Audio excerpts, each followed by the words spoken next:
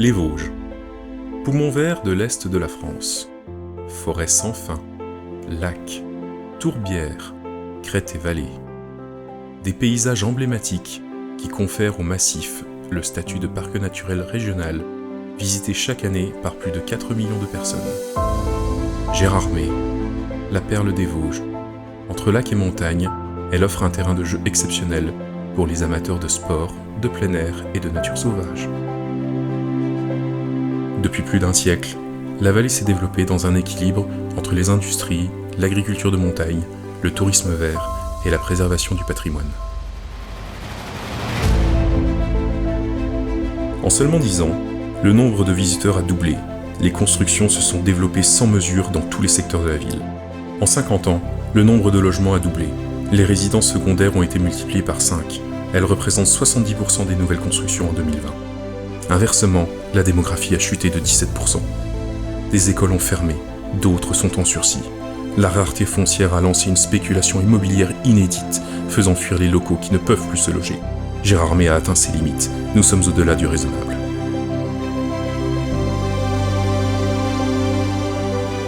L'équilibre est rompu.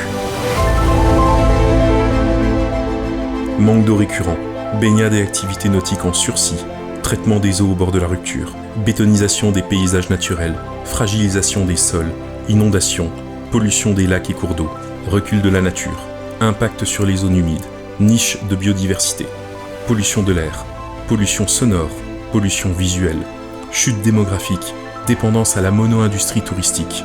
Après cette fuite en avant, que sera demain ? Quand la baignade sera interdite ? Que la neige sera trop rare ? Que les forêts seront ravagées ? Que le produit marketing sera démodé ?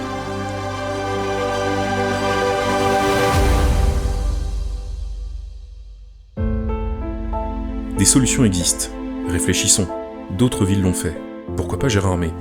La ville doit privilégier ses habitants, donner un statut de résident, inciter l'installation de familles, favoriser fiscalement la location à l'année, préempter les terrains. Nous n'avons pas d'autre choix que de limiter notre consommation d'eau. Préserver les zones humides, véritables lieux de stockage de l'eau. Nous devons protéger notre massif, notre vallée, sa faune, sa flore, son patrimoine naturel. Préserver les sites naturels emblématiques. Inciter aux mobilités douces. Sensibiliser nos visiteurs au respect de notre massif et de ses habitants. Que voulons-nous pour notre ville ? Dans 20 ans, 50 ans, réfléchissons. Que voulons-nous pour nos enfants ? Comment voyons-nous la vie en Vosges ?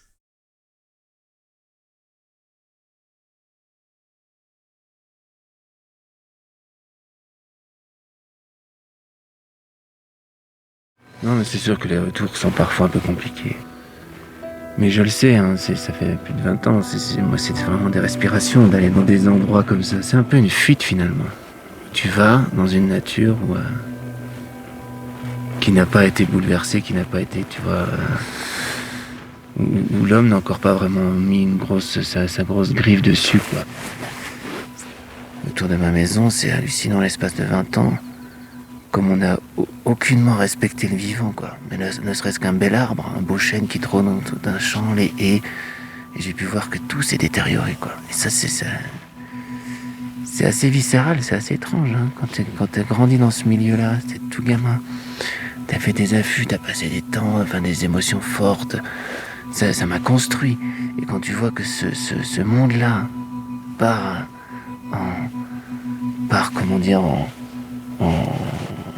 en vrille, c'est pas en vrille, comment tu dis, en décrépitude. En décrépitude. Et ben ça, c'est intérieur, ça te fait super mal. Et donc j'ai besoin, Kamchatka, le Grand Nord, là où il y a quasiment plus de présence humaine, ou alors des nomades, comme ici, qui vivent en harmonie finalement. C'est vraiment le mot que l'on n'a plus.